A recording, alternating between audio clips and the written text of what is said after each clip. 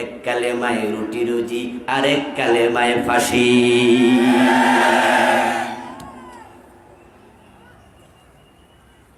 মিশরের একজন বিখ্যাত আলেম আছেন, তার নাম ছিল সৈয়দ কুতুব রাহিমাহুল্লাহ। উনি একটি তাফসীর লিখেছেন পবিত্র কোরআন মাজিদের। তাফসীরের নাম ছিল তাফসীর ফি জিলালিল কোরআন। ওই তাফসীর লেখার কারণে তৎকালীন প্রেসিডেন্ট জামাল নাসের সৈয়দ কুতুব রাহিমাহুল্লাহকে ফাঁসির অর্ডার দিয়েছে। ওনার বিরুদ্ধে অভিযোগ উত্থাপন করা হলো, ওনার তাফসীর পড়ে নাকি এলাকার যুবকেরা, মিশরের যুবকেরা বিভ্রান্ত হচ্ছে, উগ্রবাদী জঙ্গিবাদী হয়ে যাচ্ছে, পথহারা হয়ে যাচ্ছে। তাই তাফসীরের লেখকরে ধরো, তারপরে অ্যারেস্ট করার পরে তাকে ফাঁসিতে ঝুলিয়ে দাও। ফাঁসির অর্ডার হয়ে গেল। ফাঁসি দেওয়ার আগে ফাঁসির আসামি যারা মুসলমান তাদেরকে উজু টুজু করাইয়া, গোসল টোসল করাইয়া, জেলখানার যিনি হুজুর আছে, ইমাম আছে জেলখানা মসজিদের বড় হুজুর, উনারে পাঠায়, যান একটু তাওবা তিল্লা ফরাই আসেন। এখন সৈয়দ কুতুব রাহিমাহুল্লাহর কাছে গেল মসজিদের ইমাম সাহেব, যাই বলতেছে, হুজুর আমারে পাঠাইছে রাষ্ট্র সরকার, আমি যেন আপনার কালেমা পড়াই। সৈয়দ কুতুব রহমতুল্লাহ আলাইহি জিজ্ঞাসা করলেন, ভাই এত কষ্ট করে আপনি আমার কাছে আসছেন, এই কষ্টের পিছনে কারণ কি? কোনা হুজুর এটা আমার চাকরি, আমি যদি কালেমা পড়াই, সরকারের দেয়া দায়িত্বগুলো পালন করি, সরকার আমারে বেতন দেয় এবং যত মানুষরে ফাঁসি দেয় এর আগে কালেমা পড়ানোর দায়িত্ব আমারে সরকার দিছে। তখন সৈয়দ কুতুব রহমতুল্লাহ আলাইহি বলেন, দেখেন হুজুর, এই কালেমার ব্যাখ্যা লেখার কারণে এই জামাল নাসের আমারে ফাঁসি দিছে, আর ওই কালেমা পড়াইলে আপনারে বেতন দেয়, তাহলে বুঝতে হবে আপনার কালেমা আমার কালেমা এক কালেমা না।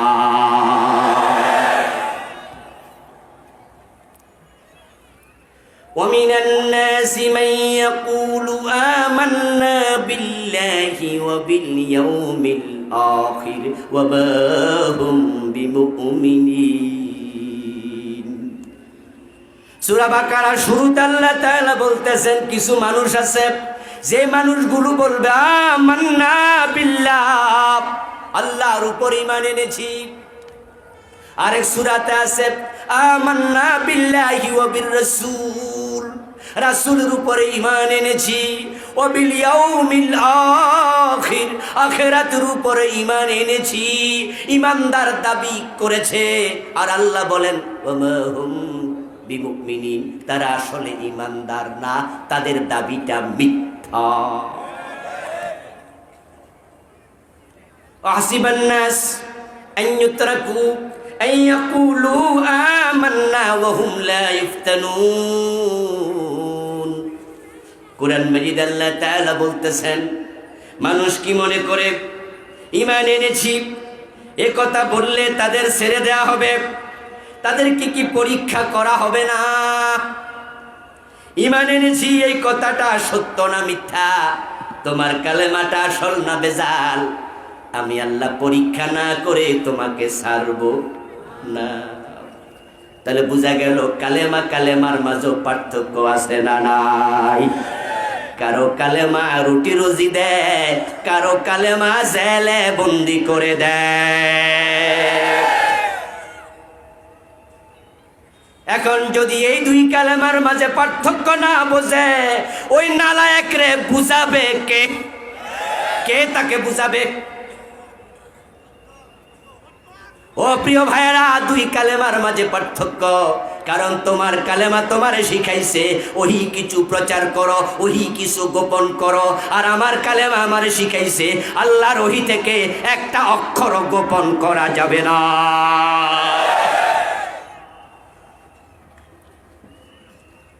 রাসূলুল্লাহ সাল্লাল্লাহু আলাইহি ওয়াসাল্লাম সূরা লাহাব প্রচার করে দিলেন, মানুষকে শুনাইয়া দিলেন। পরিস্থিতি ভালো না পরিস্থিতি খারাপ এটা দেখার অধিকার আল্লাহ রাসূলকে দেয় নাই। তিনি বলছেন ফাসদা বিমা তুমার ওয়া আরিদ আনিল মুশরিকিন। সুবহানাল্লাহ পড়ো। ফাসদা বিমা তুমার, আপনাকে যা আদেশ করা হয়েছে আপনি বিষয় খোলাখুলি বলে দেন। ওয়ারিদানিল মুশরিকিন। এই কথাগুলো শুনলে মুশরিকরা কি প্রতিক্রিয়া দেখাবে এ বিষয়ে দেখার দায়িত্ব আপনার নাই।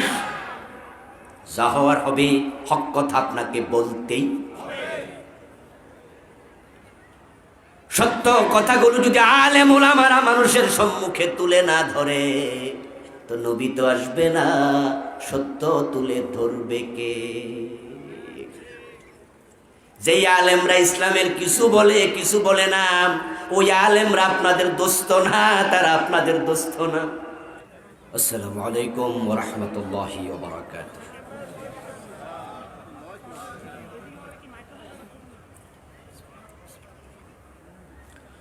আলহামদুলিল্লাহ আলহামদুলিল্লাহি নাহমাদুহু ওয়া নাস্তাঈনুহু ওয়া নাস্তাগফিরুহু ওয়া নাউযু বিল্লাহি মিন শুরুরি আনফুসিনা ওয়া মিন সাইয়্যাতি আমালিনা। من يهد الله فلا مضل له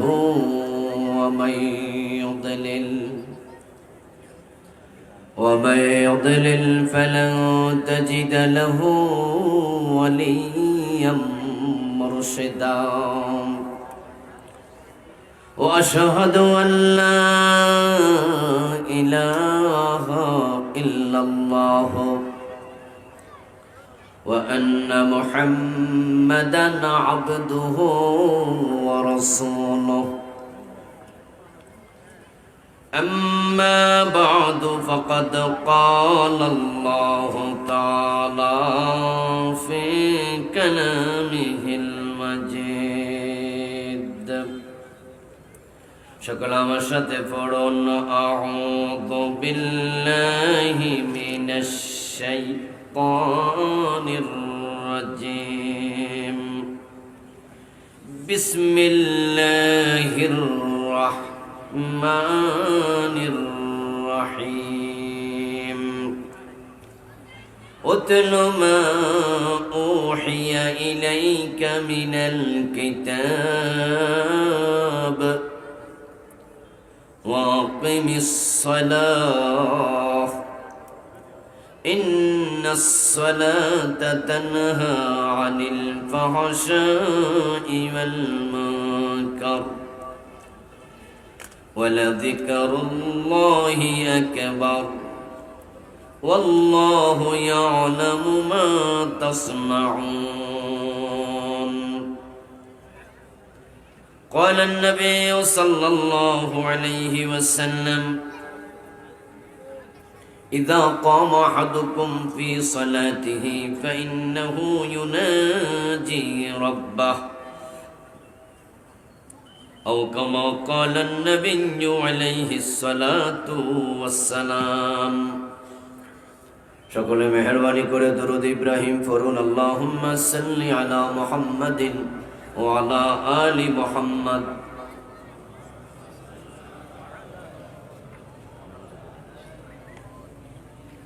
وعلى آل إبراهيم إنك حميد مجيد. اللهم بارك على محمد وعلى آل محمد كما باركت على إبراهيم وعلى آل إبراهيم إنك حميد مجيد. اللهم صل وسلم وبارك عليه. ফাজিল ফোর্স সনোয়া ইসলামিয়া মাদ্রাসা ও এতিমখানা কমিটি কর্তৃক আয়োজিত আজকের 11তম বার্ষিক তাফসীরুল কোরআন মাহফিলের মুআজ্জাজ মুকাররম সম্মানিত সভাপতি, বিশিষ্ট সমাজসেবক ও ব্যবসায়ী জনাব আলহাজ রবিউল হক রফিক সাহেব, সম্মানিত প্রধান অতিথি ফেনী জেলা পরিষদের সম্মানিত সদস্য বিশিষ্ট জননেতা জনাব নুরুল আফসার আপন সাহেব, আজকের মাহফিলে ইনশাআল্লাহ প্রধান বক্তা হিসাবে আলোচনা উপস্থাপন করবেন নন্দিত মুফাসসির কোরআন, মজলুম ইসলামী চিন্তাবিদ, মুহাক্কিক, মুদাক্কিক, মুফাসসির, মুহাদ্দিস, মুফতি, আন্তর্জাতিক খ্যাতি সম্পন্ন মুফাসসির কোরআন, উস্তাজুল উলামা মুহতারাম কাজী মোহাম্মদ ইব্রাহিম হাফিজাহুল্লাহ।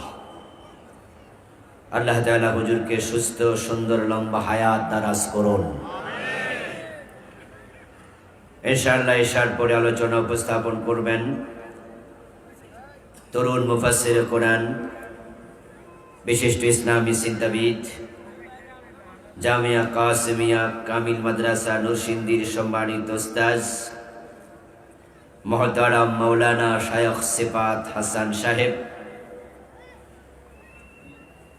আসরের পর থেকে আলোচনা করেছেন বিশিষ্ট মুফাসসির কোরআন মুহতারাম মাওলানা মুফতি হারুনুর রশিদ সাহেব, মুহতারাম মাওলানা মোহাম্মদ হাসান বিন সেকান্দার সাহেব সহ অন্যান্য সম্মানিত আলোচক বৃন্দ, জনাব জমিরুদ্দিন ভূঁইয়া সাহেব, জনাব শেখ মোহাম্মদ নুরুস সাফা সেলিম সাহেব সহ সম্মানিত মেহমান বৃন্দ, উপস্থিত মুহতারাম উলামায়ে কেরাম, ইসলাম প্রিয় তৌহিদি জনতা, পর্দার অন্তরালের সতী সাধবী, সম্মানিতা মা ও বোনেরা, প্রিয় দিনী ভাইয়েরা, আপনারা কেমন আছেন? মাশাআল্লাহ, আলহামদুলিল্লাহ, আমিও ভালো আছি। আল্লাহ তাআলা আমাদের সকলকে ভালো রাখুন, সুস্থ রাখুন, যতদিন বাঁচিয়ে রাখবেন ঈমানের সাথে রাখুন, বলুন আমিন। আল্লাহ তাআলার পবিত্র দরবারে লাখো কোটি শুকরিয়া জ্ঞাপন করছে যে মহান মনিব অত্যন্ত মেহেরবানি করে মাগরিবের পর দুনিয়ার যাবতীয় কার্যক্রম থেকে নিজেকে পৃথক করে কোরআনের আহ্বানে, কোরআনের এই ময়দানে আমাদের সকলকে হাজির হওয়ার তৌফিক দিলেন। কৃতজ্ঞতা তাকে জানাই যিনি আমাদেরকে দয়া করে সুস্থ রাখলেন, কোরআনের কথা বলার মতো, শোনার মতো কোরআন মুখী হৃদয় দিলেন। এই সব নেয়ামতের মালিককে। সেজন্য আমরা আলোচনা শুরুতে মন প্রাণ উজাড় করে অন্তরের সবটুকুন শ্রদ্ধা এবং ভালোবাসা দিয়ে আমাদের মনিব আল্লাহ তাআলাকে শুকরিয়া জানাই, কৃতজ্ঞতা জানাই। সবাই মিলে জোরে জোরে একবার কালিমাতু শুকর পড়ি, আলহামদুলিল্লাহ। রব্বানা লাকাল হামদ হামদান কাসীরা তাইয়িবাম মুবারাকান ফীহ। প্রিয় দিনী ভাইরা, আমি আপনাদের সম্মুখে পবিত্র কোরআন মাজিদ থেকে সূরাতুল আনকাবুতের ৪৫ নম্বর আয়াতে কারিমা তেলাওয়াত করেছি। প্রিয় নবীজির পবিত্র মুখ অনুসৃত ছোট্ট একখানা হাদিসে নববী পাঠ করেছি। আল্লাহ তাআলা তৌফিক দান করলে এখান থেকে কিছু কথা বলবো ইনশাআল্লাহ। আল্লাহ তাআলা বলছেন, উতলু, হে প্রিয় নবী তিলাওয়াত করুন, পড়ুন, শুনিয়ে দেন, পৌঁছিয়ে দেন। মা উহিয়া ইলাইকা মিনাল কিতাব, কোরআন থেকে আপনার কাছে যা ওহী হিসাবে পাঠানো হলো আপনি সেটা মানুষের কাছে পৌঁছিয়ে দিন। ওয়া আকিমিস সালাহ, এবং নামাজ কায়েম করুন। ইন্নাস সালাতা তানহা আনিল ফাহশাই ওয়াল মুনকার, নিশ্চয়ই নামাজ যাবতীয় গর্হিত নিন্দিত কাজ থেকে বিরত রাখে। এই আয়াতে কারিমাতে প্রিয় নবীকে মূলত দুটি নির্দেশ দেয়া হলো। প্রথমটা হলো ওহী হিসাবে যা নাজিল হয় তা মানুষকে পড়ে শোনান, তিলাওয়াত করুন। বাল্লিগ মা উনজিলা ইলাইকা মির রাব্বিক। অন্য আয়াতে আল্লাহ তাআলা বলছেন আপনার রবের কাছ থেকে যা পৌঁছানো হয় আপনার কাছে সেটা মানুষের কাছে তাবলীগ করুন। তাহলে বোঝা গেল ওহী প্রচার করার জিনিস না গোপন করার? কথা বলতে হবে। ওহী লুকানোর জিনিস না প্রকাশ করতে হবে? প্রকাশ করার জন্য আদেশ দিয়েছেন কে? এই আদেশ রাসূল পর্যন্ত শেষ, আমরা ঘুমাইলেও চলবে, ঠিক না? রাসূলুল্লাহ সাল্লাল্লাহু আলাইহি ওয়াসাল্লাম আমাদেরকে বলছেন বাল্লিগু আন্নি ওয়ালাউ আয়া। আল্লাহ বলতেছে আমার কাছ থেকে আপনার কাছে যা যায় আপনি সেটা পড়েন, সেটা পৌঁছান। ইয়া আইয়ুহার রাসূল বাল্লিগ, হে নবী আপনি তাবলীগ করুন। কি করতে বলছে? যারা তাবলীগ পছন্দ করে না তারা চুপ করে আছে। আল্লাহ বলতেছে তাবলীগ করার জন্য, বাল্লিগ শব্দের অর্থ হলো তাবলীগ করুন, পৌঁছিয়ে দিন, প্রচার করুন। তাবলীগ করার জন্য কে বলেছে? এখন তাবলীগ কি হবে ওই সিলেবাসটা আমরা নিজেরা বানাবো না সেটাও আল্লাহ দেবে।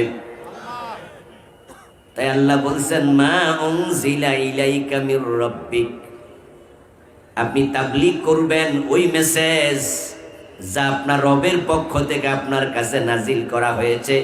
তাবলীগ করার জন্য নিজেরা কোনো সিলেবাস বানানো যাবে না।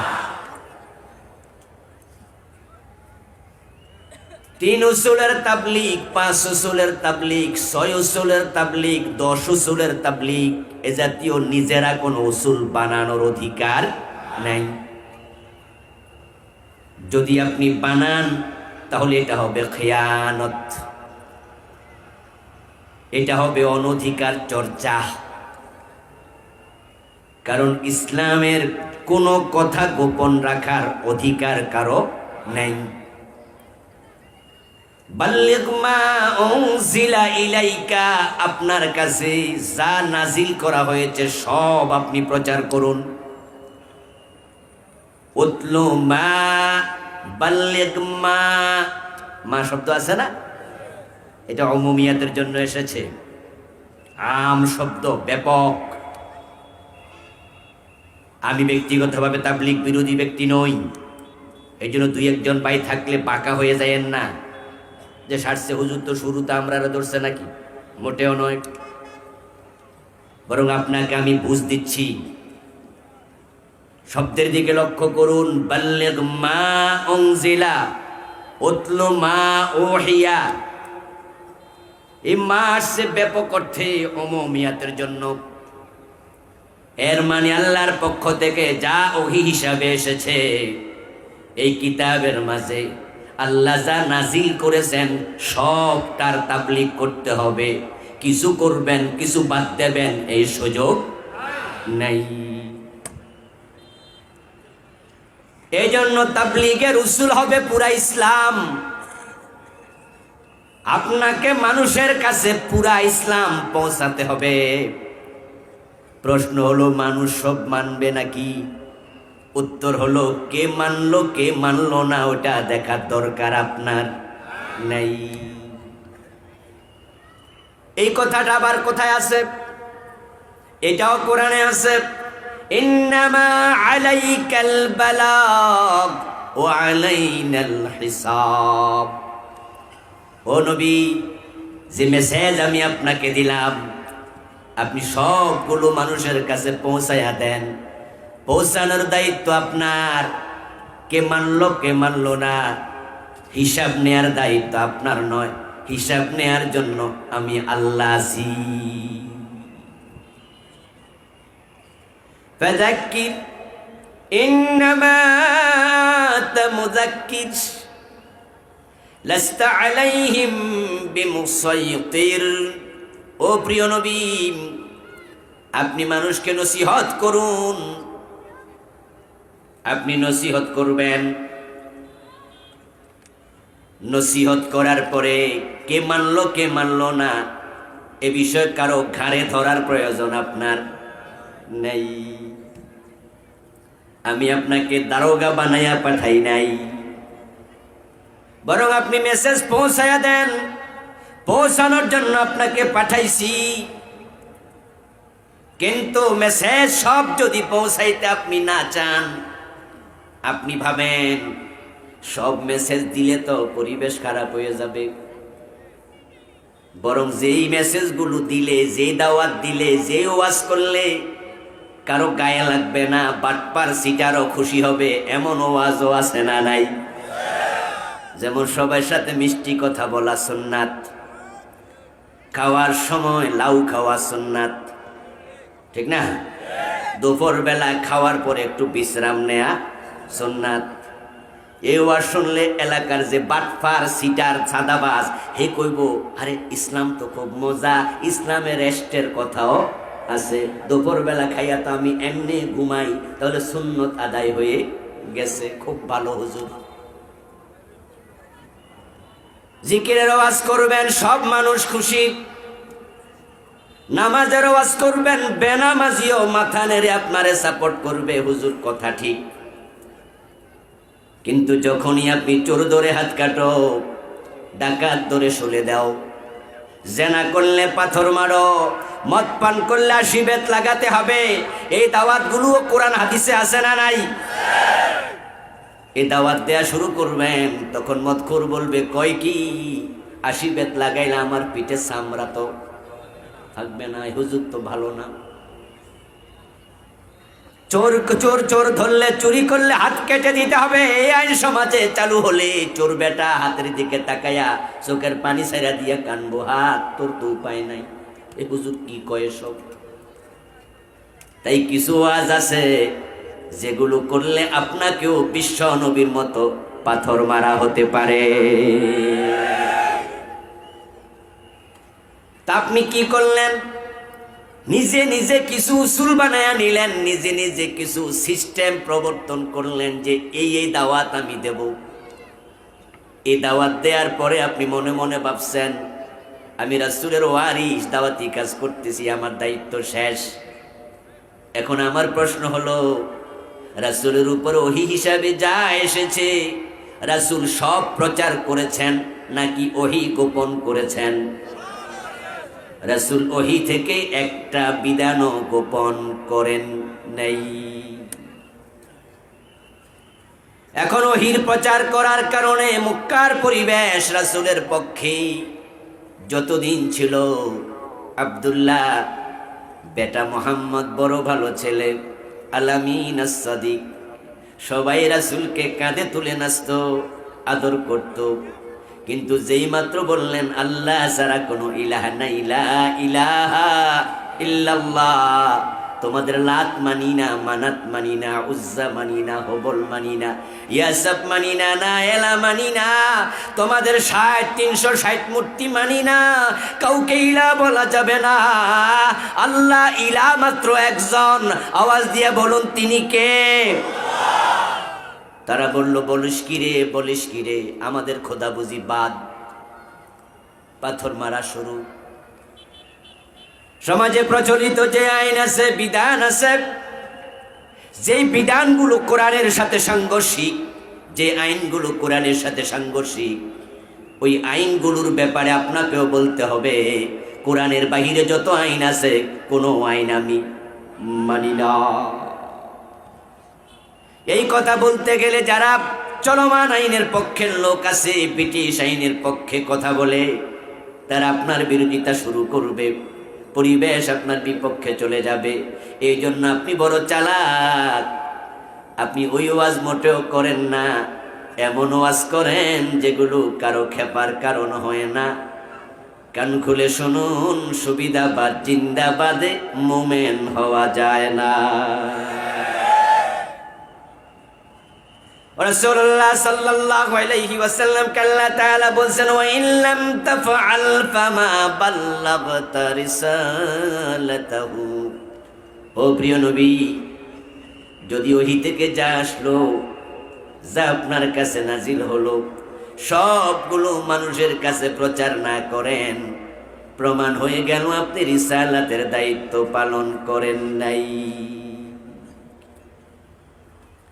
আপনি কিছু বলবেন, কিছু লুকাবেন, তাহলে প্রমাণ হবে আপনি রাসূলের দায়িত্ব পালন করেন নাই।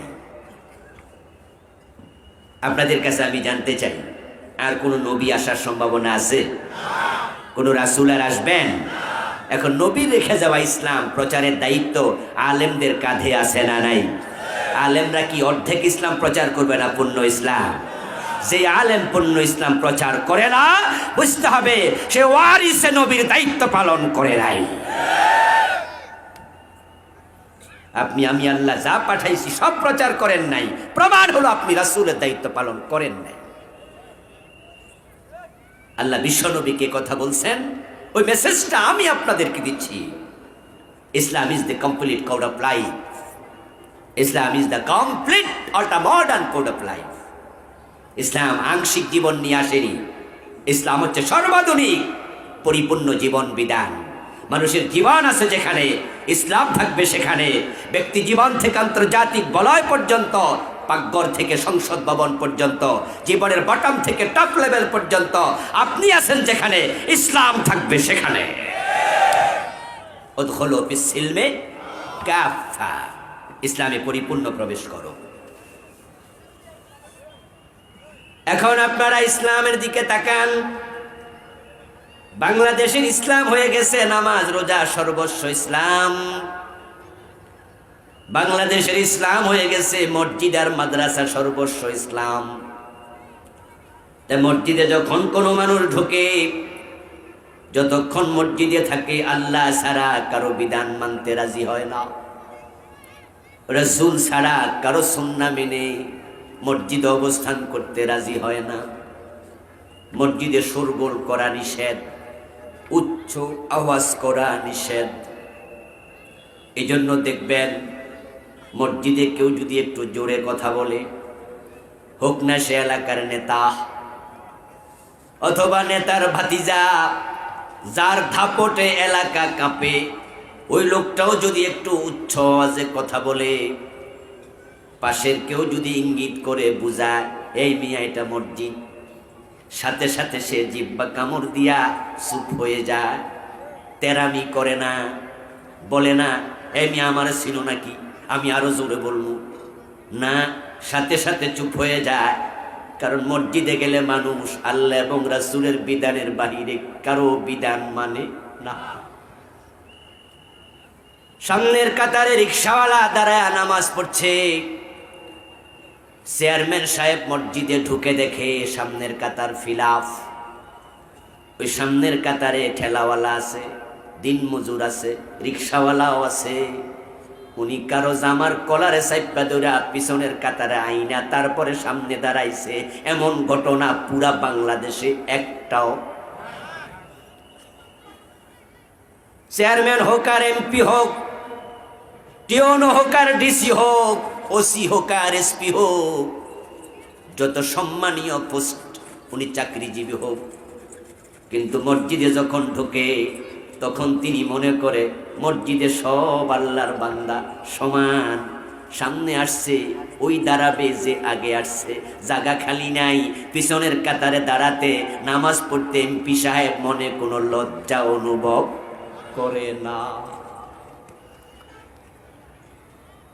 এলাকার চেয়ারম্যান সাহেব পিছনের কাতারে দাঁড়ায় নামাজ পড়তেছে, মনে কোনো কষ্ট নাই, লজ্জা নাই। উনি জানে এটা মসজিদ, এখানে সব মানুষ সমান। মসজিদে ইসলাম এত চমৎকার ভাবে মানুষ আমল করছে, ডান পা দিয়ে মসজিদে সবাই ঢোকে, বাম পা দিয়ে বের হয়, আল্লাহু আকবার বলে নামাজ শুরু করে, সালাম ফিরিয়ে নামাজ শেষ করে। মাগরিবের ফরজ যদি ইমাম ভুলে 2 রাকাত পরে সালাম ফিরাইয়া দেয়, পিছন থেকে সবাই একসাথে লোকমা দেয়। ওই ইমাম নিজের বাবাও যদি হয়, সন্তানও বাবাকে সার দেয় না, লোকমা দেয়।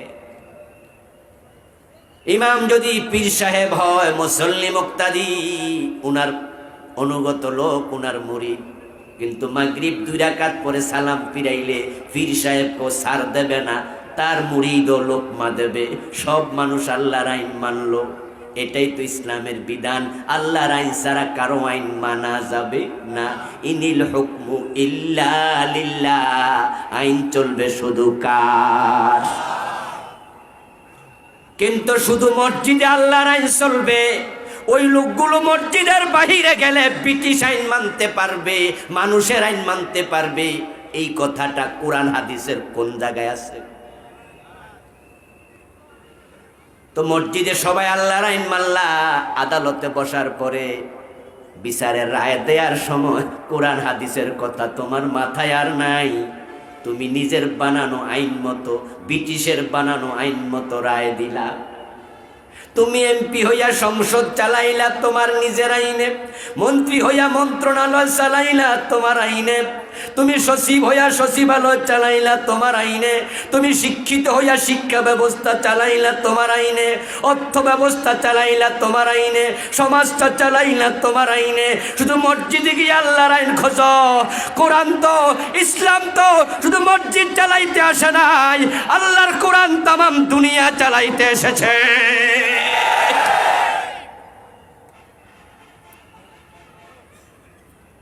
এখন তোমরা ইসলামকে মসজিদের ভিতরে বাক্সবন্দি করে ফেললাম, আর মনে মনে ভাবলা তুমি জান্নাতে ঢুকা যাইবা, নামাজ পড়ো, রোজা রাখো, জান্নাত ঠেকায় কে?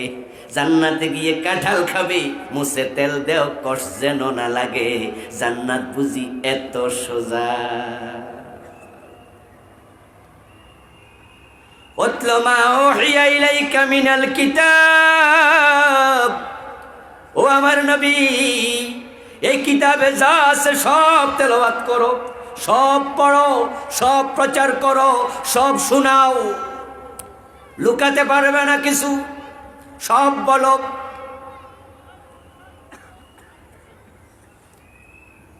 আল্লাহ পাক রব্বুল আলামিন বলছেন, ওয়ানযির আশীরাতাকাল আকরাবিন, ও প্রিয় নবী, আবু জেহেল, আবু লাহাব তারা সমাজের নেতা, তারা আপনার আত্মীয় স্বজন।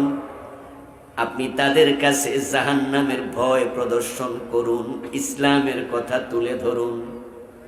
রাসূলুল্লাহ যেই মাত্র আপনজনদের কাছে ইসলামের প্রচার শুরু করলেন, সর্বপ্রথম পাথর মেরেছে আপন চাচা আবু লাহাব। তাব্বাল্লাকা ইয়া মুহাম্মাদ ওয়া লিহাযা জামাতানা, প্রিয় নবী যেই মাত্র বলেছে কুলু লা ইলাহা ইল্লাল্লাহ তুফলিহু, এই কালেমাটা পড়ো, আল্লাহ ছাড়া কোনো ইলাহ নাই। এই 300 মূর্তি কাবার ভিতরে ঢুকাইছো, বাহিরে ঢুকাইছো, একটা মূর্তিকেও ইলাহ বলা যাবে না। ইলাহ মাত্র একজন, তিনি আল্লাহ। ও দুনিয়ার মানুষ, তোমরা যত আইনের দ্বারা বানাইছো, তোমরা যত অনুচ্ছেদ বানাইছো, তোমরা যা বানাইছো, আমাদের ঘোষণা ঠিক তাই, কোনোটাই চলবে না। আইন চলবে শুধু একজন, তিনি কে? আইন চলবে একজনের, তিনি আল্লাহ। রাসূলুল্লাহ কথা বলতে দেরি, পাথর আসতে আর দেরি নাই। যখন বিশ্বনবী আবু লাহাব বলল, তাব্বাল্লাকা ইয়া মুহাম্মদ আলিহাযা জামাতানা, ও মুহাম্মদ তুমি ধ্বংস হয়ে যাও, এজন্য আমাদের ডেকেছো নাকি? আল্লাহ পাক রব্বুল আলামিন আবু লাহাবের কথাটাকে বড় পছন্দ করলেন। তিনি কথার জবাবে প্রতিবাদ করে নাজিল করলেন, তাব্বাত ইয়াদা আবি লাহাবি ওয়া তাব, আমার নবী ধ্বংস হবে না ও আবু লাহাব, তোর 2 হাত ধ্বংস হোক, তুই নিজে ধ্বংস হোক। মা আগনা আনহু মালুহু ওয়া মা কাসাব, তোর টাকা পয়সা, তোর অর্জিত যা আছে, তোরে কেউ বাঁচাতে পারবে না, তুই একা ধ্বংস হবি না। ওয়া ইমরাতুহু, তোর বউ সুদ্ধা। আবু লাহাবের স্ত্রীর নাম ছিল উম্মে জামিল। ওই মহিলার অভ্যাস ছিল রাসূলুল্লাহ সাল্লাল্লাহু আলাইহি ওয়াসাল্লামের বিরোধিতা করতে গিয়ে সে একটা লাকড়ির টুকরা কাঁধের মাঝে নিয়ে ঘর থেকে বের হতো আর মানুষের কাছে বলতো, আব্দুল্লাহর বেটা মোহাম্মদ যদি কোনোদিন আমার সামনে আমাদের লাত, আমাদের মানাত, আমাদের উজ্জার বিরুদ্ধে কথা বলে, আমাদের দেবদেবীর বিরুদ্ধে কথা বলে, এই লাকড়ির টুকরা তার মাথার মাঝে আমি ভাঙবো। আওয়াজ দিয়া বলেন নাউযুবিল্লাহ। হাম্মালাতাল হাতাব ওয়া ইমরাতুহু হাম্মালাতাল হাতাব। যে মহিলা কাদের মাঝে লাকড়ি বয়ে বেড়ায় ওই মহিলা শুদ্ধ ধ্বংস হবে। আল্লাহ প্রতিবাদ করলেন, আবু লাহাব তুই ধ্বংস হোক, তোর বউ ধ্বংস হোক। অথচ রাসূলকে পাথর মারলো, বেলালের গলায় রশি লাগাইয়া টানলো, খাব্বাব রাদিয়াল্লাহু তাআলা আনহুর পিঠের মাঝে আগুনের সেকা দিল, হযরত সুমাইয়া রাদিয়াল্লাহু তাআলা আনহার লজ্জাস্থান বরাবর আবু জেহেল বর্ষা নিক্ষেপ করে জাগায় হত্যা করলো। পরিস্থিতি বড় খারাপ। হযরত আম্মার ইবনে ইয়াসার রাদিয়াল্লাহু তাআলা আনহু পুরা পরিবারকে পিটাইয়া মেরে বেহুশ করে তারপর তাদেরকে রোদের মাঝে বুকে পাথর চাপা দিয়া উত্তপ্ত বালিতে শোয়া রাখলো। তখন আল্লাহ নাজিল করছে, তাব্বাত ইয়াদা আবি লাহাব, আবু লাহাব ধ্বংস হোক। এই সূরা যদি রাসূল তেলাওয়াত করে মানুষরে শোনায়, আবু লাহাবের কানে খবর যায় যে আল্লাহ আবু লাহাবরে বদদোয়া দিছে, রাসূল সূরা প্রচার করতেছে, আবু লাহাব খুশি হবে না আরো খেপে যাবে? পরিস্থিতি এমনি উত্তপ্ত। রাসূল যদি এই সূরা তেলাওয়াত করে শোনায় পরিস্থিতি আরো উত্তপ্ত হয়ে যাবে। এটা কি বিশ্ব নবী বোঝেন না? এই মুহূর্তে সূরা লাহাব নাজিল করলে, রাসূল তেলাওয়াত করলে পরিস্থিতি আরো খারাপ হবে। এটা কি আকাশের মালিক যিনি কোরআন নাজিল করেছেন তিনি আল্লাহ বোঝেন না? এই টাইমে নাজিল করলো কেন? এই সূরা নাজিল হওয়ার পরে প্রিয় নবী যদি চিন্তা করতেন এই সূরা শুনাইলে তো উম্মু জামিল আমার শাশি আম্মা হেতে এমনি লাকড়ি লইয়া আমারে খোঁজে, এখন এই সূরা শোনার পরে পরে তো আমারে বাইরে বদইরা, তাই আপাতত সূরাটা আমি লুকাইয়া রাখি, আলমারিতে তালা দিয়া রাখি। আল্লাহ যদি কোনো দিন দেয় সেদিন প্রকাশ করবো। রাসূল চাইলে লুকাইতে পারতেন, যেমন আমরা হিকমতের নামে সত্য লুকাইয়া রাখি। সমাজের কত অসঙ্গতি, কত জুলুম, কিন্তু ইমাম সাহেব এই নিয়ে একটা ওয়াজও করে না। উনি ওয়াজ করে সব আসমানের উপরে, আর যা জমিনের নিচে সমাজ নিয়ে কথা বলে না। এমন হাজার হাজার পীর আছে না নাই? জুলুম অত্যাচার নিয়ে কথা বলে না এমন শত শত বক্তা আছে না নাই? এগুলো বললে পরিবেশ খারাপ হয়ে যাইব। হক কথা বলে না, চুপ করে থাকে। কত দায়ী আছে, কত বক্তা আছে, কত পীর আছে, কত বুজুর্গ আছে, উনাদেরকে আমরা জিজ্ঞাসা করি, আচ্ছা আপনারা এগুলো কি করেন? কিছু কন, কিছু কন না। রোজার ওয়াজ আপনি কত করলেন? নামাজের ওয়াজ কত করলেন? যেই কোরআনে আল্লাহ বলছে আকিমুস সালাহ, নামাজ কায়েম করো, ওই কোরআনে আল্লাহ বলেছে আকিমুদ্দিন, দিন কায়েম করো। ও হুজুর আপনি আমাদের মসজিদে 1+12 বছর খতিব, আকিমুস সালার ওয়াজ কত শুনলাম, আকিমুদ্দিনের ওয়াজ এক জুমাতেও করলেন না। ঘটনাটা কি? অফিস সাহেব হুজুর সালাতের ওয়াজ করলেন, নামাজ পড়ো, দিন কায়েমের ওয়াজ কেন করলেন না? ও বক্তা ভাই তুমি 30 বছর বক্তৃতা দাও, নামাজের ওয়াজ অনেক করলা, দিন কায়েমের ওয়াজ করলা না। অথচ আকিমুদ্দিন সূরাত সূরার 13 নম্বর আয়াত, দিন কায়েম করো, ওই ওয়াজ তুমি মরার পরে করবা। আজরাইল তোমার টাইম না যেদিন নিব সেদিন করবা, তো এটা রাখছো কাল লাগা, কেন করলা না? এবার পীর সাহেব হুজুর জবাব দে, খতিব সাহেব জবাব দে, বক্তা জবাব দে, আরে ভাই সব ওয়াজ করলে পরিস্থিতি ভালো থাকে? এমনি তো দেশের অবস্থা খারাপ।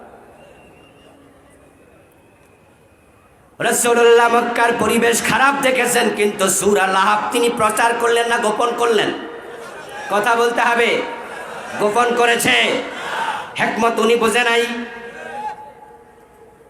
সত্য গোপন করার নাম কখনো হিকমত হতে পারে না।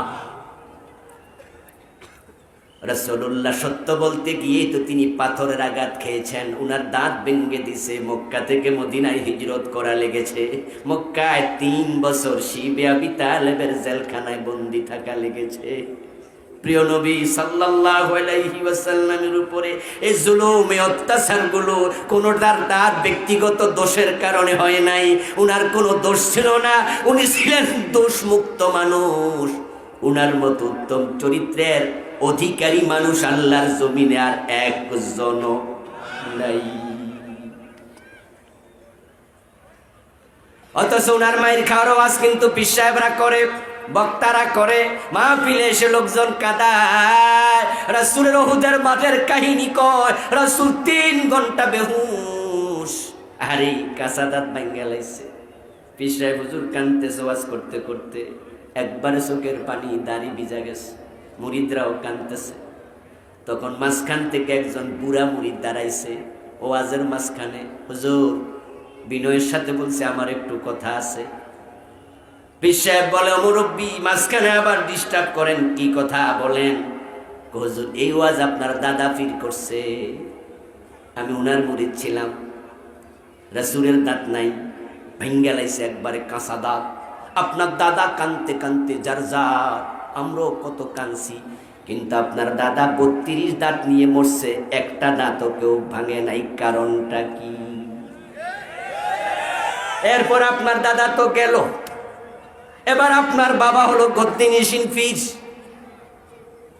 এখন উনিও এই ওয়াজ করে কত কাঁদাইছে, আমিও কাঁদছি, কিন্তু আপনার বাবা 32 দাঁত লইয়া মরছে, কেউ একটাও ভাঙে নাই।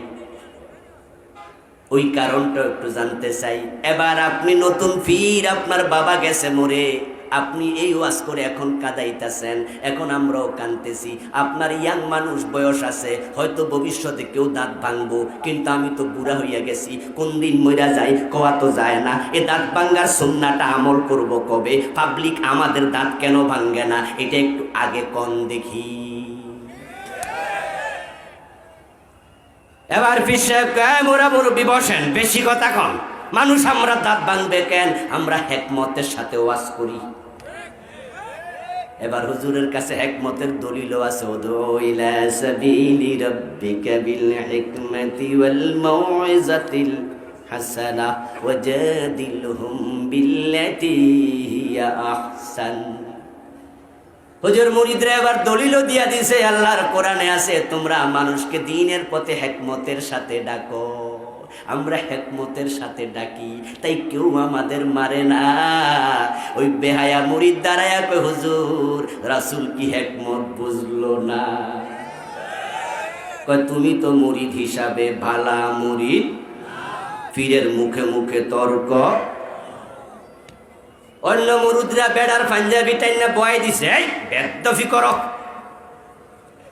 অথচ মুরিদের কথাই তো ঠিক ছিল। আপনার বাবা মায়ের খায় না, উনি পীর ছিলেন, আপনি খান নাই, আমি খাই না, আপনার বাবা খায় না। এতে বুঝতে হবে ডাল মে কুছ কালা হ্যায়। ইমাম আবু হানিফা মায়ের খেয়েছে, ইমাম বুখারী দেশ ত্যাগ করতে হয়েছে, ইমাম আহমদ ইবনে হাম্বলের পিঠের চামড়া তুলে ফেলা হয়েছে, নবী মুহাম্মদকে দাঁত দিতে হয়েছে, আমির হামজাকে কলিজা দিতে হয়েছে, ইমাম হুসাইনকে কল্লা দিতে হয়েছে। আমার বন্ধু, বুঝা যায় তোমার দাওয়াতের মাঝে ভেজাল আছে।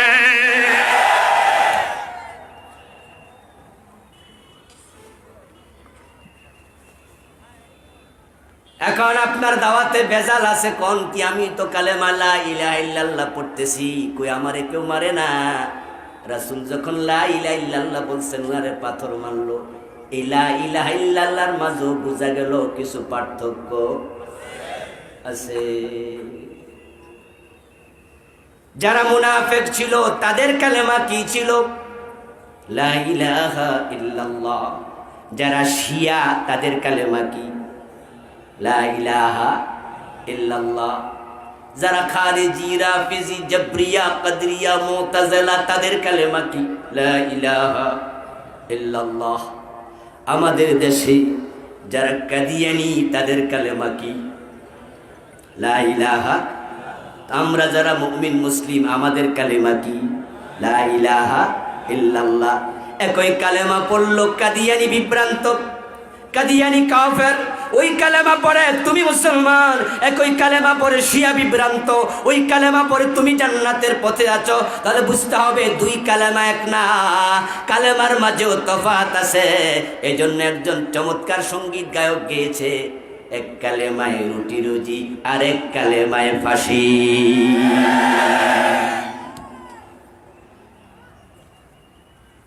মিশরের একজন বিখ্যাত আলেম আছেন, তার নাম ছিল সৈয়দ কুতুব রাহিমাহুল্লাহ। উনি একটি তাফসীর লিখেছেন পবিত্র কোরআন মাজিদের। তাফসীরের নাম ছিল তাফসীর ফি জিলালিল কোরআন। ওই তাফসীর লেখার কারণে তৎকালীন প্রেসিডেন্ট জামাল নাসের সৈয়দ কুতুব রাহিমাহুল্লাহকে ফাঁসির অর্ডার দিয়েছে। ওনার বিরুদ্ধে অভিযোগ উত্থাপন করা হলো, উনার তাফসীর পড়ে নাকি এলাকার যুবকেরা, মিশরের যুবকেরা বিভ্রান্ত হচ্ছে, উগ্রবাদী জঙ্গিবাদী হয়ে যাচ্ছে, পথহারা হয়ে যাচ্ছে। তাই তাফসীরের লেখকরে ধরো, তারপরে অ্যারেস্ট করার পরে তাকে ফাঁসিতে ঝুলিয়ে দাও। ফাঁসির অর্ডার হয়ে গেল। ফাঁসি দেওয়ার আগে ফাঁসির আসামি যারা মুসলমান তাদেরকে উজু টুজু করাইয়া, গোসল টোসল করাইয়া, জেলখানার যিনি হুজুর আছে, ইমাম আছে জেলখানা মসজিদের বড় হুজুর, উনারে পাঠায় যান একটু তাওবা তিল্লা ফরাই আসেন। এখন সৈয়দ কুতুব রাহিমাহুল্লাহর কাছে গেল মসজিদের ইমাম সাহেব, যাই বলতেছে, হুজুর আমারে পাঠাইছে রাষ্ট্র সরকার, আমি যেন আপনারে কালেমা পড়াই। সৈয়দ কুতুব রহমতুল্লাহ আলাইহি জিজ্ঞাসা করলেন, ভাই এত কষ্ট করে আপনি আমার কাছে আসছেন, এই কষ্টের পিছনে কারণ কি? কোনা হুজুর এটা আমার চাকরি, আমি যদি কালেমা পড়াই সরকারের দেয়া দায়িত্বগুলো পালন করি, সরকার আমারে বেতন দেয় এবং যত মানুষরে ফাঁসি দেয় এর আগে কালেমা পড়ানোর দায়িত্ব আমারে সরকার দিছে। তখন সৈয়দ কুতুব রহমতুল্লাহ আলাইহি বলেন, দেখেন হুজুর, এই কালেমার ব্যাখ্যা লেখার কারণে এই জামাল নাসের আমারে ফাঁসি দিছে, আর ওই কালেমা পড়াইলে আপনারে বেতন দেয়। তাহলে বুঝতে হবে আপনার কালেমা আমার কালেমা এক কালেমা না।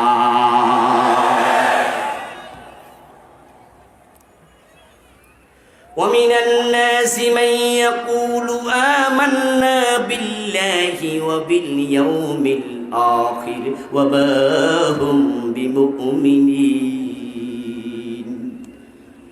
সূরা বাকারা শুরুতে আল্লাহ তাআলা বলতেছেন কিছু মানুষ আছে, যে মানুষগুলো বলবে আমান্না বিল্লাহ, আল্লাহর উপর ঈমান এনেছি।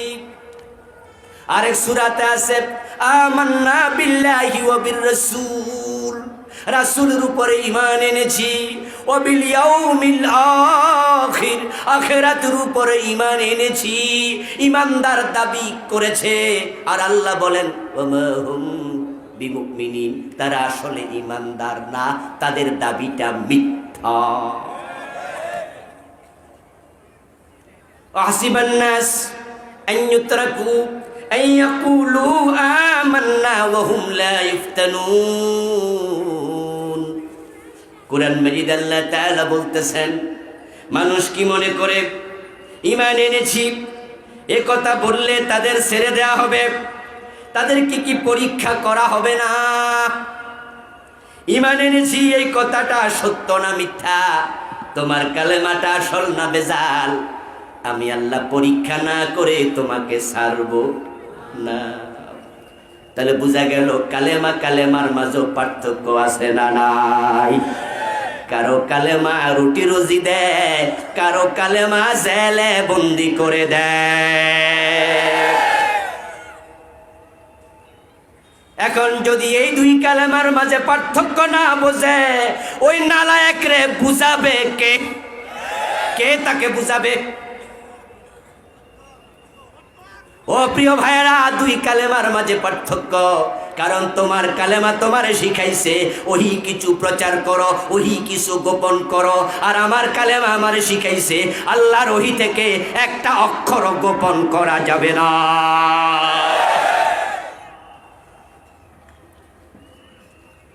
রাসূলুল্লাহ সাল্লাল্লাহু আলাইহি ওয়াসাল্লাম সূরা লাহাব প্রচার করে দিলেন, মানুষকে শুনাইয়া দিলেন। পরিস্থিতি ভালো, না পরিস্থিতি খারাপ, এটা দেখার অধিকার আল্লাহ রাসূলকে দেয় নাই। তিনি বলছেন ফাসদা বিমা তুমার ওয়া আরিদ আনিল মুশরিকিন। সুবহানাল্লাহ পড়ে। ফাসদা বিমা তুমার, আপনাকে যা আদেশ করা হয়েছে আপনি বিষয় খোলাখুলি বলে দেন। ওয়ারিদ আনিল মুশরিকিন, এই কথাগুলো শুনলে মুশরিকরা কি প্রতিক্রিয়া দেখাবে এই বিষয় দেখার দায়িত্ব আপনার নাই। যা হওয়ার হবে, হক কথা আপনাকে বলতেই হবে। সত্য কথাগুলো যদি আলেম ওলামারা মানুষের সম্মুখে তুলে না ধরে তো নবী তো আসবে না, সত্য তুলে ধরবে কে? যেই আলেমরা ইসলামের কিছু বলে কিছু বলে না, ওই আলেমরা আপনাদের দোস্ত না, তারা আপনাদের দোস্ত না। আপনারা ভুল বুঝেছেন। যেই আলেম সব কথা বলে, কিছু কিছু কথা আপনার বিপক্ষে চলে যেতে পারে, তাই আপনি ভাবছেন এই হুজুরটা ভালো না, কিন্তু আমি বলছি এই হুজুর আপনার বন্ধু, কারণ তিনি হক কথাগুলো বলেছেন। এটা আপনার বিরুদ্ধে গেলে যাক, আপনি রাতের গভীরে একা একা শুয়া শুয়া ভাববেন, আমার আল্লাহ যদি কোরআনে এটাও বলে, আমি যেটা মানলাম না, আখেরাতে যদি আমারে ধরে উপায় কি? তাই হতে পারে সত্য বুঝার কারণে আপনি গভীর রাতে আল্লাহর কাছে তাওবা করার সম্ভাবনা আছে। কিন্তু আপনি জানলেন না, এটা অন্যায় করতে করতে মরে গেলেন। হাসরের মাঠে তো আল্লাহ জিজ্ঞাসা করবে, এটা কেন করো নাই? আমি তো কোরআনে এটা বলছি। তা আপনি তখন বলবেন, আল্লাহ আমি তো এটা জানি না। আল্লাহ বলবে, কেন জানো নাই? জানা নফল না ফরজ? এলেম শিখা নফল না ফরজ? তো তুমি ফরজ কাজ কেন করো নাই? আমি তো কোরআন মাজিদের 1 নাম্বার আয়াতটাই নাজিল করেছি, ইকরা বিসমি রাব্বিকাল্লাযী খালাক। তলাবুল ইলমি ফরিদা আলা কুল্লি মুসলিম। তুমি কেন জানো না? কেন জানলা না? আমি তো ফরজ বানাইছি, জানা। ও প্রিয় ভাই, না যাই না বিষ খাইলে কোনো অসুবিধা নাই, ঠিক না? অসুবিধা আছে? তাহলে না যাই না কুফরি করবেন, না যাই না শিরিক করবেন, না যাই না কবিরা গুনাহ করবেন, আল্লাহ আপনার জান্নাত মাগনা দিয়ে দেবে। এই জন্য আপনি তো আগে জানা লাগবে। তো আলেম ওলামা যারা পুরা ইসলাম বলে, তারা আপনাকে জানাইলো, তা আপনি কষ্ট পান কেন? সে তো আপনার দোস্ত, সে আপনারা জানাইয়া কমপক্ষে বুঝাইলো এটাও ইসলামে আছে, এটা মানা উচিত। যদি মানতে নাও পারো, কমপক্ষে আদমের মতো রব্বানা যালামনা বলে আল্লাহর কাছে ক্ষমা চাও, কমপক্ষে তাওবা করো, ঠিক না? তাওবা তো হলো। ডাক্তারের কাছে গেছেন, বাড়ির পাশের ডাক্তার, বেটা জ্বর হইলো প্যারাসিটামল দে, কাশ হইলো প্যারাসিটামল দে, একবারে ডেঙ্গু জ্বর তাও প্যারাসিটামল দেয়। বেটা সব সময় একরকম ওষুধ দেয়। আপনি কইবেন কত ভালো ডাক্তার, ওষুধ চেঞ্জ করে না, নাকি বলবেন ব্যাককল ডাক্তার? যেই হুজুর প্রতি সপ্তাহে নামাজের ওয়াজ করে, প্রতি সপ্তাহে রোজার ওয়াজ করে, হুজুর দাঁড়াইলে মুসল্লিরা জুমার দিন বোঝে কি আর কইব, তাই হুজুর ওয়াজ শুরু করলে মুসল্লি ওয়ালের সাথে হেলান দিয়া কয় 15 মিনিট ঘুমাই লই। এমন ওয়াজ আছে না? মুসল্লিরা বোঝে হুজুর আর কইব, কিন্তু শুনছি। ইসলামে বুঝিয়ে 4-5টা ছাড়া ওয়াজ আর নাই। উনি বুঝে সুদের বিরুদ্ধে ওয়াজ করলে সভাপতি খেপে যাবে, কারণ সুদ খায় এমন সভাপতি মসজিদে আছে না নাই? ঘুষের বিরুদ্ধে ওয়াজ করলে সেক্রেটারি নারাজ, ঘুষ খায় এমন সেক্রেটারিও আছে। আরে হুজুর ওয়াজ জানে না তা না, কিন্তু হুজুর হলো সুবিধাবাদী, তাই এমন ওয়াজ করে যেন কারো গায়ে না পড়ে।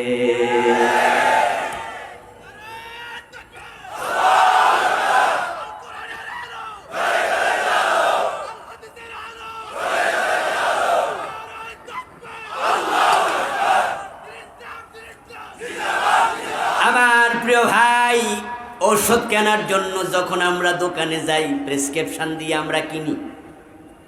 আপনার বাচ্চার জ্বর 103 ডিগ্রি 4 ডিগ্রি, 1 সপ্তাহ ধরে কমে না, ডাক্তার ওষুধ লিখেছে 4-5টা সিরাপ। আমরা যখন ওষুধগুলো কিনি, আপনারা একটু জবাব দিয়েন তো, সব সিরাপ কি মিঠা, তিতা সিরাপ কি নাই? ওই তিতাগুলা নিশ্চয় ডাক্তারের শত্রুতা করে লিখছে, ঠিক না? কি না কোন কেন তিতা জিনিস না? ও প্রিয় ভাই, ডাক্তার অভিজ্ঞ, তাই তিনি মিঠার তিতার দিকে তাকায় না, উনি প্রয়োজনের দিকে তাকায়, ঠিক না? কোনটা তিতা কোনটা মিঠা এটা ইম্পর্টেন্ট নয়, কোনটা তার অসুখের জন্য প্রয়োজন।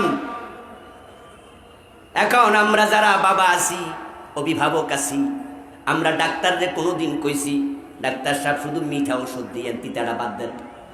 কোনোদিন বলছি? কেনার সময় কি ডিসপেন্সারির মালিকরে কইছি মিঠাটা দিয়েন, তিতাটা কাটটা দেন? আমরা নিজের পকেটের টাকা খরচ করে তিতাটাও কিনলাম, মিঠাটাও কিনলাম, কারণ আমরাও বুঝি এই তিতাটাও তার অসুস্থতার জন্য প্রয়োজন আছে। তারপরে আবার বাড়িতে নিলাম, বাচ্চারা যখন মিঠাটা খাওয়াইলাম, বাচ্চা এক চামচ খাইয়া আবার হা কইরা রইছে, বুঝায় যে আব্বা আরো দেও। কিছুক্ষণ পরে আবার যখন তিতাটা মুখে দিছেন, মুখে যাইতে দেরি, হাত দিয়া টাক্কা মাইরা ফালাই দিতে, ফালাই দিয়া মারছে দৌড়, চকির তলে যাইয়া ঢুকছে। আপনি এখন বাইর হয় তো কই জি না, তারপরে এবার হাত ঢুকাইয়া ঠেঙে টাইনা, হাতে টাইনা বাইর করছেন। কইরা কোন বাপরে, ওষুধ খা, জ্বর তোর বাইরা গেছে, নিউমোনিয়া হয়ে যাবে, জ্বর কিন্তু খারাপ হয়ে যাবে। বাচ্চা কয় না খাবো না, খাবো না। এবার বউর এখন সাইপা ধরো, এখন বউ নাক সাইপা ধরে, আপনি ঠোঁট সাইপা ধরেন, এমন ভাবে যাই জবরদস্তি করে ওষুধ খাওয়ান। ওই পিসিটা মনে মনে কয় এই দুইজনের মতো দুশ্মন আল্লাহর জমিনে আর। আসলে কি আপনারা দুশ্মন?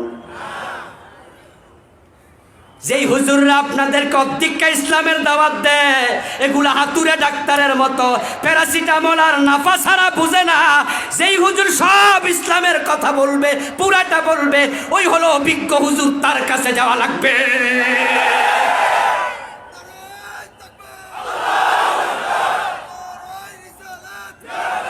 এটা আবার কোনটা?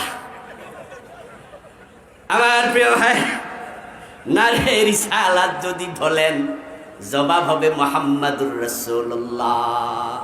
ইয়া রাসূলুল্লাহ, এটা ভুল, এটা হবে না। নারে তাকবীর বলা জায়েজ, নারে রিসালা বলাও জায়েজ, কিন্তু জবাব বাংলাদেশে ভুল ঢুকেছে। নারে তাকবীর মানে হলো তাকবীর উচ্চকিত করো, তাকবীর বুলন্দ করো, আওয়াজ জোরে করো তাকবীরের। তখন আমরা বলি আল্লাহু আকবার, নাকি আমরা বলি ইয়া আল্লাহ? আমাদেরকে আল্লাহরে ডাকতে কইছে, আল্লাহরে ডাকো, তাহলে বলতাম ইয়া আল্লাহ। তো নারা মানে আল্লাহরে ডাকো না, তাকবীর বলো তো আল্লাহু আকবার। তো নারা রিসালা মানে রিসালাত বলো, তো রিসালাত মানে মুহাম্মাদুর রাসূলুল্লাহ। তো ইয়া রাসূলুল্লাহ পাইলেন, রাসূলকে এভাবে ডাকা তো জায়েজ না। আমরা যে ডাকবো কারে? জোরে বলতে হবে, কাকে ডাকবো? রাসূলকে শুধু মদিনায় গিয়ে ডাকতে পারবেন, কাছে যাই না। আসসালাতু ওয়াসসালামু আলাইকা ইয়া রাসূলুল্লাহ। উনি কাছে, কবর থেকে শুনতে পান, দূর থেকে ডাকবেন না। কারণ দূর থেকে যারা ডাকে তাদের মনে মনে এরকম চিন্তা কারো কারো থাকে, রাসূল সব জায়গায় হাজির নাজির। বলেন নাউজুবিল্লাহ। রাসূল কি গায়েব জানে? গায়েব জানে কে? এখানে রাসূলকে ইয়া রাসূলুল্লাহ ডেকে লাভ ডাকি, এগুলো ভুল করবেন না, এসব এগুলো আবেগী কথা। তাহলে এখন থেকে নারে রিসালাত যদি কেউ বলে, জবাব কি দেবেন? মুহাম্মাদুর রাসূলুল্লাহ। মানে আপনি বললেন মুহাম্মদ আল্লাহর রাসূল। আমার বন্ধু, কোরআনে যা আছে, হাদিসে যা আছে, সব প্রচার করো, এটা আল্লাহর অর্ডার।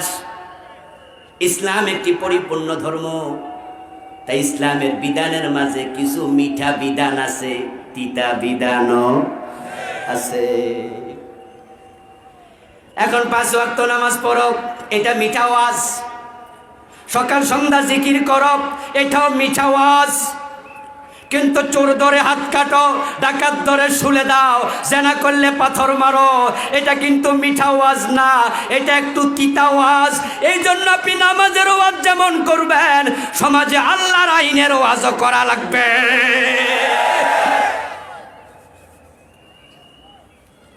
ও প্রিয় ভাই, সমাজে যদি আল্লাহর বিধান কায়েম হয়, তাহলে সমাজের লোকগুলো লাভবান হবে, দুনিয়াতেও লাভ, আখেরাতেও লাভ, লাভের আর কোনো শেষ নেই।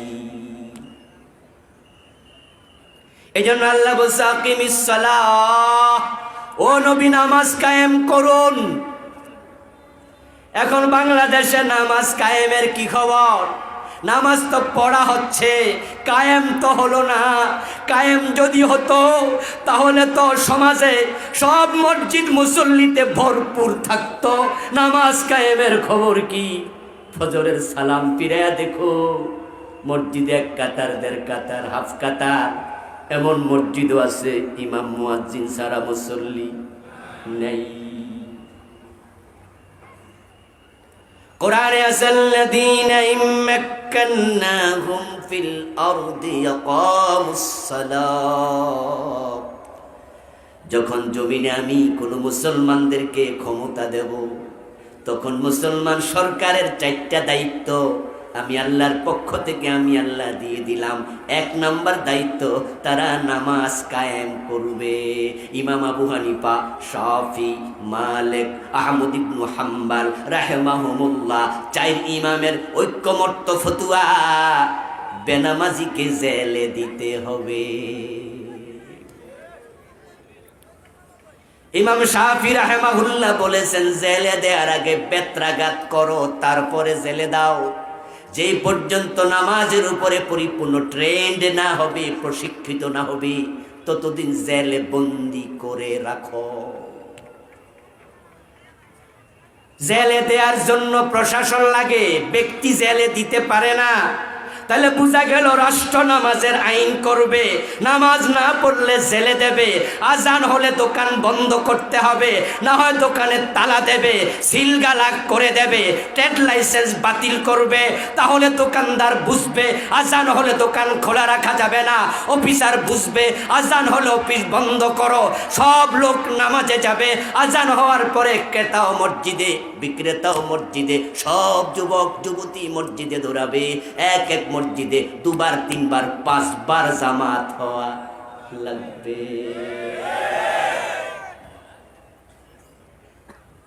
রাসূলুল্লাহ সাল্লাল্লাহু আলাইহি ওয়াসাল্লাম বলেছেন, আমার মন চায় নামাজের আজানের পরে কাউকে আমি আমার জায়গায় ইমামতির দায়িত্ব দেই, তারপরে মহল্লায় বেরিয়ে পড়ি, যারা নামাজে আসে নাই তাদের ঘর বাড়িতে আগুন লাগাইয়া দেই।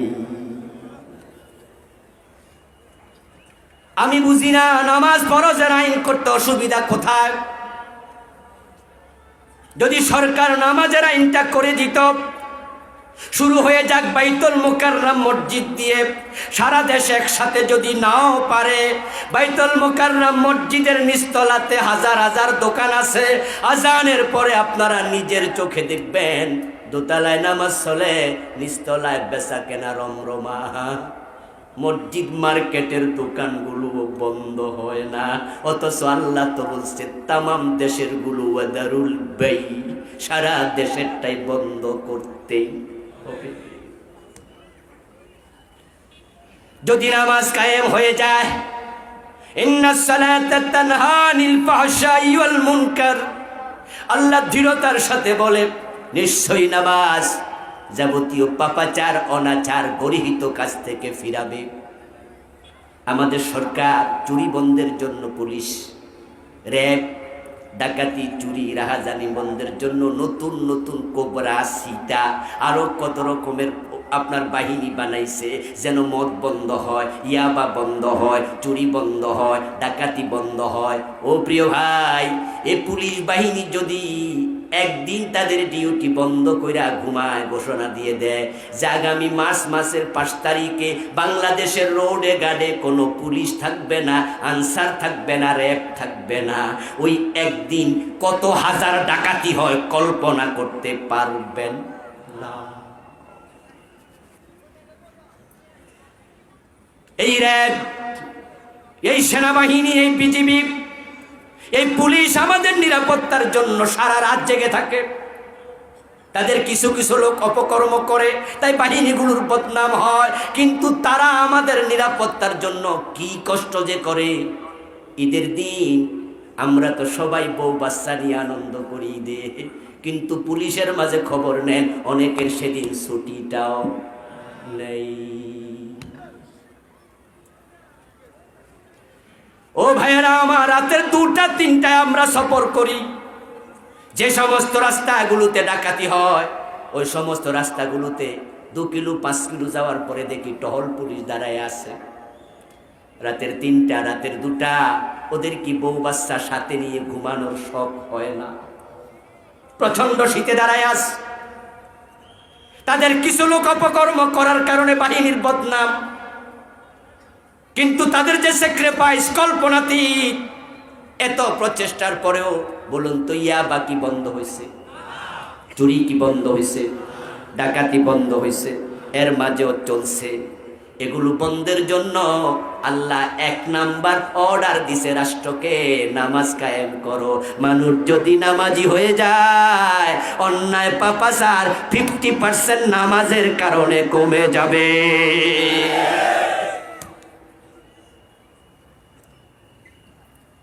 ও প্রিয় ভাই, এটাই ধ্রুব সত্য, বাস্তব সত্য।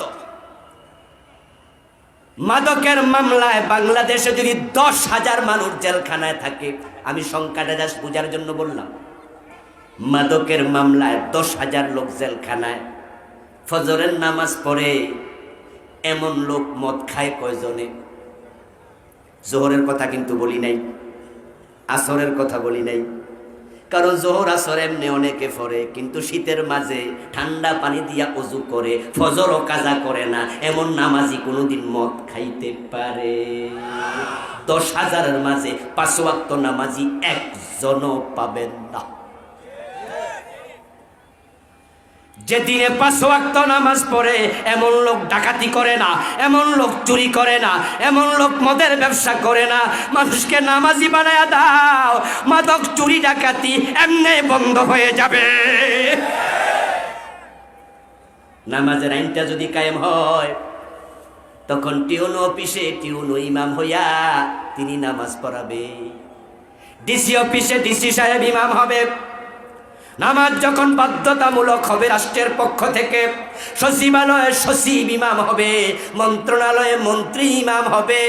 ও বন্ধু, ডিসি অফিসে ডিসি সাহেব ইমাম, অফিসাররা যদি ইমামতি করে তাহলে ঘুষ অবশ্যই কমে যাবে, কারণ যে নামাজের ইমাম হয় সে আর ঘুষ খাইতে পারে না। ভালো করে শুনুন মুসলমান, যেই অফিসে বড় বস ঘুষ খায় না, ওই অফিসে নিজের অফিসারেরা যারা নিচে আছে তারা ঘুষ খাওয়ার সময় একটু চিন্তা কইরা খায়, বস জানলে একটু অসুবিধা আছে। আর বড় বস যদি ঘুষখোর হয়, অফিসাররা নিশ্চিন্তে ঘুষ খায়। ক্লায়েন্টকে কয়ে মিয়া দিলে দেন তাড়াতাড়ি, না হয় ফাইল আউট, সরান। আপনি কোন কি বললেন? দিনে তো পরে যাই না শুনে মানুষের সামনে ঘুরছান, আপনার বিরুদ্ধে উপরে অভিযোগ করা হবে, বসকে জানাবো। ও মিয়া মুস্কি হাসি দিয়া কয়, জানান গা, উনারও 5% দেই, আমি একা খাই নাকি? নিশ্চিন্তে খায়, বস যেহেতু খায়। নামাজ কায়েম করে ফেলো, তাহলে বসরা ঘুষমুক্ত হয়ে যাবে। আর এই দেশটা যদি ঘুষমুক্ত হয়, টাকা পাচার মুক্ত হয়, দেশের সম্পদ লুণ্ঠন মুক্ত করা যায়, সোনার বাংলা বানাতে 20 বছরও লাগবে না। নামাজ মানুষের অন্তরে তাকওয়া বাড়াবে।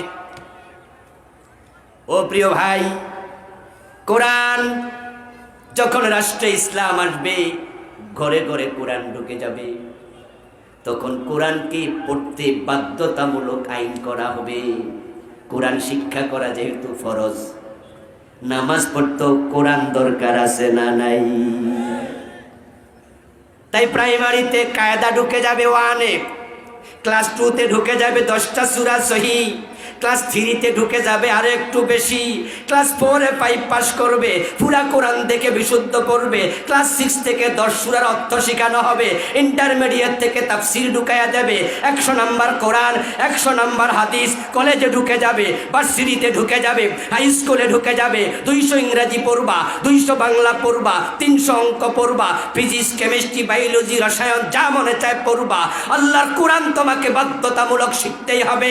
দেখা যাবে আমার কলিজার টুকরা সন্তান মেডিকেলে পড়ে ডাক্তার হবে, সাথে সাথে কোরআনের আলেম হবে, আমার প্রিয় ভাইটি ইঞ্জিনিয়ার হবে, সিলেবাসে ক্লাসে কোরআন হাদিস আলেম হবে, ঘরে ঘরে কোরআনওয়ালার জন্ম হবে। বাপ মারা গেলে হুজুর ডেকে ইমামতি করা লাগবে না, আপনার ডাক্তার ছেলে আপনার জানাজার নামাজের ইমাম হবে।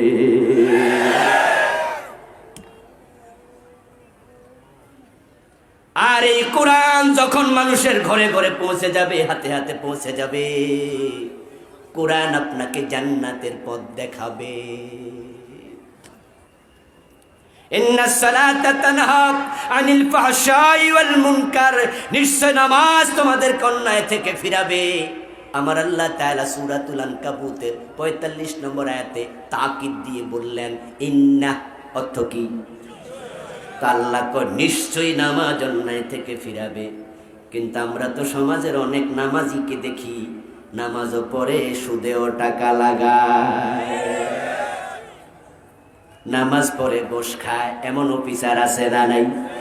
নামাজ পড়ে ওজনে কম দে, মালে বেজাল দে, এমন ব্যবসায়ী আছে না নাই? নামাজ পড়ে পরের জমি জাল দলিল করে, চান্স পাইলে দখল করে, এমন নামাজিও আছে না নাই? বাপ মরে গেছে 10 বছর আগে, মা মরে গেছে 10 বছর আগে, বোনের হক বোনের দেয় না, এমন নামাজি ভাইও আছে। এখন তাদের নামাজ তাদেরকে অন্যায় থেকে কেন ফিরালো না? আমার আল্লাহর কথা তো কখনো ভুল হতে পারে না। নিশ্চয় নামাজ অন্যায় থেকে ফিরাবে, আল্লাহ বলতেছেন। তার জবাব হলো তোমার নামাজ আল্লাহ পর্যন্ত পৌঁছে না। নামাজ পড়েছো দোস্ত, হারাম খাওয়ার কারণে তোমার নামাজ তো কবুলই হয় না। নামাজের জন্য 13টা ফরজ আছে, আর কানা হাকাম বলে 1 নম্বরে শরীর পাক, 2 নম্বরে কাপড় পাক, 3 নম্বরে নামাজের জাগা পাক, 4 নম্বরে 17 টাকা, 5 নম্বরে কেবলামুখী হওয়া। ছোট কালে আরকান হাকাম 13 ফরজ মুক্তবে শিখেছেন। এখন শরীরের খবর কি, জামার খবর কি? কালান নবী সাল্লাল্লাহু আলাইহি ওয়াসাল্লাম মান ইশতারা থাওবান বিআশারাতি দারাহিম ফীহি দিরহামু হারাম লাম ইয়াকবালিল্লাহু লাহু সালাতাহু মা দামা আলাইহি। প্রিয় নবী বলেন 10 দিরহাম দিয়ে কাপড় কিনেছো, 9 দিরহাম হালাল, 1 দিরহাম হারাম। ওই কাপড় পরে যতই নামাজ পড়ো, কাপড় নাফাক হয়ে গেছে, 1 রাকাত কবুল হবে না। 2 নম্বরে শরীর পাক, সুদের টাকা দিয়া আলু কিনছো, গোশের টাকা দিয়া আঙ্গুর কিনছো, মানুষ ঠকানো টাকা দিয়া আপেল কিনছো, চাল কিনছো, ডাল কিনছো, খাইয়া পেট মোটা করছো। তোমার পেট, তোমার দেহ তো নাফাক, নামাজ কবুল হবে কেমনে? قال النبي صلى الله عليه وسلم لا يدخل الجنة لحم نبت من السحت وكل لحم نبت من السحت فكانت النار أولى بي। আমার প্রিয় রাসূল বলেন, যে ব্যক্তির দেহটা হারাম খায়া মোটা হয়েছে, হারাম খায়া তাজা হয়েছে, ওই দেহটা আল্লাহর জান্নাতে প্রবেশ করতে পারবে না। তো নামাজ না জান্নাতের চাবি, চাবি পাইয়া লাভটা কি? ভিতরে ঢুকা তো নিষেধ, কারণ তোমার দেহে হারাম আছে।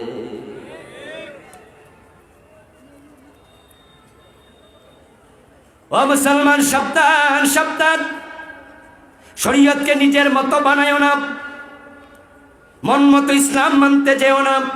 ওদখুলু ফিস-সিলমি কাফা, নামাজ যদি পড়ো হারাম তুমি ছাড়ো, ঈমান যদি রাখতে চাও কুফর তোমাকে ছাড়তে হবে, শিরিক তোমাকে ছাড়তে হবে, নেফাক তোমাকে ছাড়তে হবে, আমল কবুল হক যদি চাও হারাম তোমাকে ছাড়তেই হবে, বেদাত তোমাকে ছাড়তেই হবে। কোরআনের আলোকে, সুন্নাহর আলোকে জীবন তোমাকে সাজাতে। এখন আমরা সুবিধাবাদী হয়ে গেছি। সুবিধাবাদ জিন্দাবাদে মোমেন থাকা যায় না। এই জন্য কুফরগুলো চিনবেন, শিরিকগুলো চিনবেন, বেদাতগুলো চিনবেন, নিফাক চিনবেন, হালাল হারাম বুঝবেন। এই এলেম অর্জন করে তারপরে দিন মানবেন, তাহলে জান্নাত মিলবে। কিছু মানবেন, কিছু মানবেন না, এই সুবিধাবাদে জান্নাত পর্যন্ত পৌঁছা যাবে না। ইশারের আজানের সময় হয়ে গেছে।